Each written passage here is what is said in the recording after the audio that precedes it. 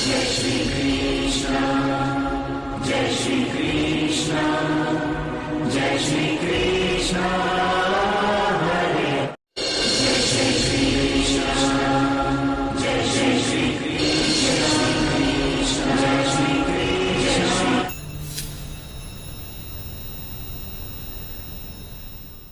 नमस्कार दोस्तों, स्वागत है सभी लोगों का आपके अपने चैनल भारतीय ब्लॉगर में। एक सवाल जो लाइव सेशन में भी अभी हम लोगों ने किया, आप लोगों के मन से निकल करके बाहर आया और मुझे लगा कि उसके बारे में आप लोगों को सारी जानकारी दे देनी चाहिए।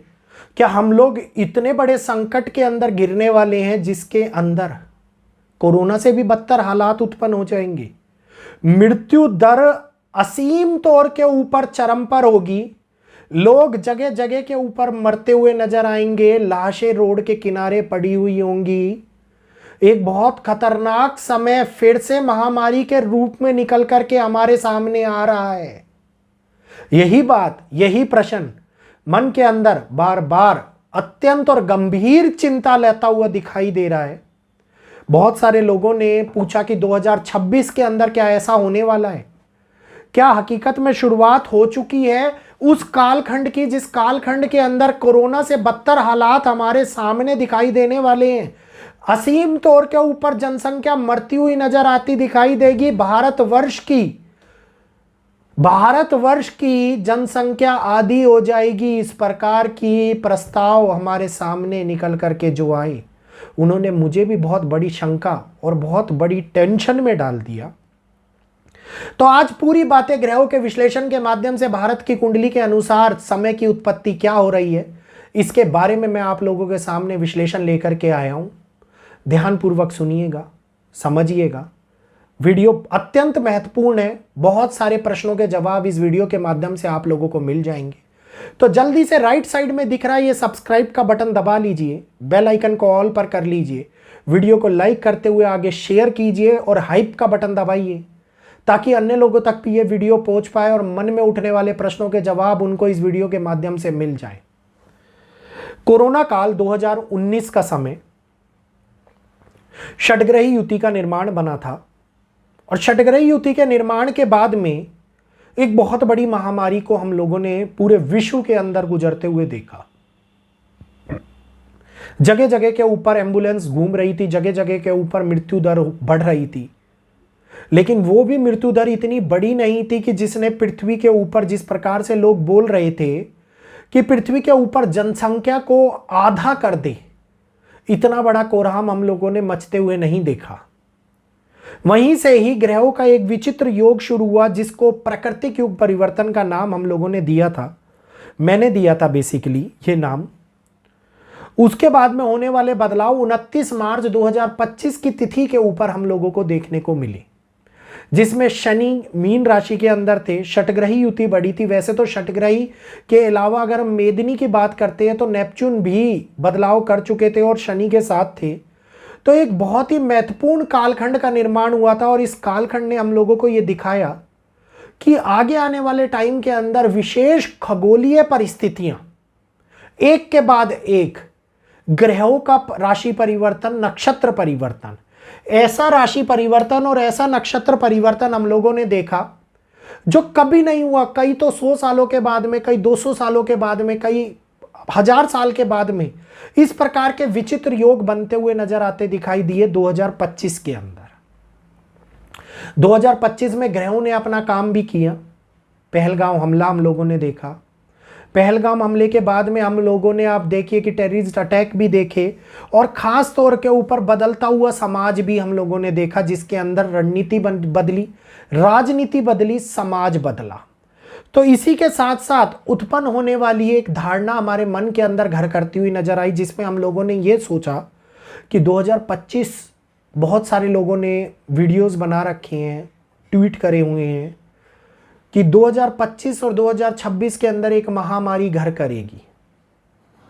2025 अक्टूबर माह तक तो निकल गया है। हम लोगों ने आप लोगों को स्पष्ट रूप से एक बात बोली थी कि भारत की कुंडली ये दिखा रही है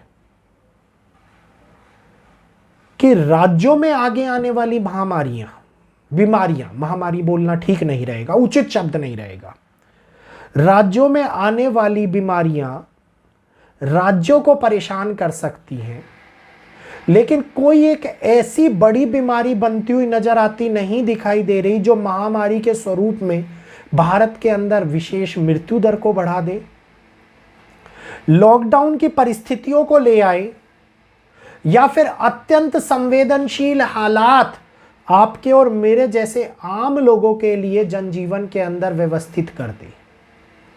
तो किसी भी प्रकार की ऐसी महामारी भारत की कुंडली के अनुसार मेरे को 1% भी आती हुई नहीं दिखाई दे रही। अगर मैं बात करता हूं एशियन कंट्रीज की, तो एशियन कंट्री के अंदर बीमारियां बढ़ेंगी। चाइना के अंदर, जापान के अंदर, पाकिस्तान के अंदर बिल्कुल बढ़ेंगी बीमारियां, लेकिन ये बीमारियां उन्हीं के देशों तक रहें।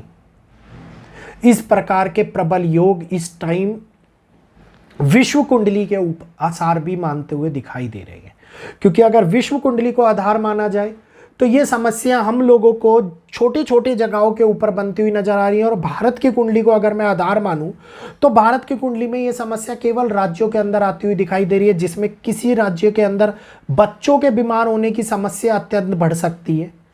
किसी प्रकार के स्टमक इन्फेक्शन, पेट की बीमारियां इस टाइम के ऊपर अत्यधिक प्रभावित कर सकती हैं। इस टाइम के ऊपर कमर का निचला हिस्सा प्रभावित हो, पेट और कमर का निचला हिस्सा प्रभावित हो, इस प्रकार की समस्या भारत के अंदर आती हुई दिखाई दे सकती है। हां, सबसे महत्वपूर्ण चीज, विश्व के अंदर जीव जंतुओं पर होने वाला नुकसान बढ़ने वाले इजाफे को दिखाई दे रहा है, क्योंकि लोग हमेशा कैलकुलेट करके ये बोल देते हैं कि मृत्यु दर बढ़ेगी। कौन सी मृत्यु दर प्रभावित करेगी, ये कैलकुलेट करना आवश्यक है। तो नदियों के अंदर होने वाले जीव जंतु और जंगलों में रहने वाले जीव जंतु अत्यधिक प्रभावित होते हुए नजर आते दिखाई दे रहे हैं। इनमें इनकी प्रजातियों का खत्म होना इस समय के ऊपर दिखाई दे रहा है। बड़े बदलाव इस टाइम के ऊपर आते हुए दिखाई दे रहे हैं। और एक ऐसी चीज भी निकल करके सामने आ रही है जो पानी को रिलेट करने के साथ साथ पानी के जीव जंतुओं के माध्यम से इंसानों को प्रभावित करे। महामारी ना हो लेकिन फिर भी प्रभावित करे, इस प्रकार की समस्या बनती हुई नजर आती दिखाई दे रही है। ज़्यादा दिक्कतें वेस्टर्न कंट्रीज, एशियन कंट्रीज में हो सकती हैं।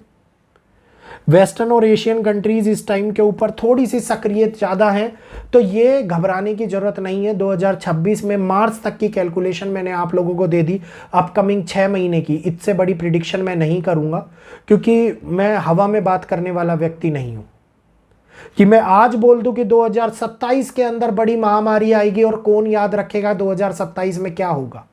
नहीं, 6 महीने घबराने की आवश्यकता नहीं है। किसी प्रकार की महामारी पीड़ित करती हुई नजर आती नहीं दिखाई दे रही है। वायरसेस आएंगे, stomach infection, flu viruses, influenza जैसा जापान में फैल रहा है, तो जापान को लेकर के पैनिक मत होइए। हर साल जापान के अंदर इन्फ्लुएंजा फैलता है। इस बार थोड़ा जल्दी इसलिए फैल गया क्योंकि बरसात की अत्यधिक तीव्रता, अनियमितता इस बार पूरे विश्व को प्रभावित करी है, और जिस वजह से पेशेंट ज़्यादा जल्दी आ गए हैं, क्योंकि मौसम ने बहुत बड़ा बदलाव हम लोगों को दिखाया है। तो घबराइए नहीं, परेशान मत होइए, दिमाग से उलझुल फिदूर ख्यालात निकाल दीजिए कि आंतरिक ऊर्जा के प्रभाव से हम लोग बच सकते हैं। नहीं, धंधा पानी जिनका चल रहा है उनके ऊपर ध्यान दीजिए, जिनके जो पढ़ाई कर रहे हैं अपनी पढ़ाई पर ध्यान दीजिए, फोकस करिए, योगा कीजिए, व्यायाम कीजिए, सूर्य मुद्रा का प्रयोग कीजिए। सूर्य मुद्रा बहुत आसान सी मुद्रा है, प्रयोग कीजिए। ओम मुद्रा का प्रयोग कीजिए, जो ये मैंने आप लोगों को बताया था कि दोनों रिंग फिंगर को, एक को नाभि पर और एक को आंखों के मध्य के अंदर रखते हुए ओम का उच्चारण कीजिए। ओम की ध्वनि आप लोगों के अंदर बहुत बड़ा बदलाव करेगी, और इन चीज़ों से बचने की क्षमता फ्री ऑफ कॉस्ट मैं आप लोगों को बता रहा हूँ, बिना 1 रुपये का खर्चा करे हुए। तो ये काम कीजिए और अपने जीवन को सुरक्षित महसूस कीजिए और खुशियों के साथ में जीवन में आगे बढ़िए। तो आज के लिए यहीं पर, जल्दी से लेकिन चैनल को सब्सक्राइब करना मत भूलिए। चैनल को सब्सक्राइब कर लीजिए और वीडियो को लाइक करने के साथ साथ हाइप बटन भी दबाइए। तो फिर मिलेंगे आप लोगों से, इजाजत दीजिएगा। अपनी वाणी को विराम देते हुए इजाजत चाहूंगा। जय श्री कृष्णा, जय माता दी।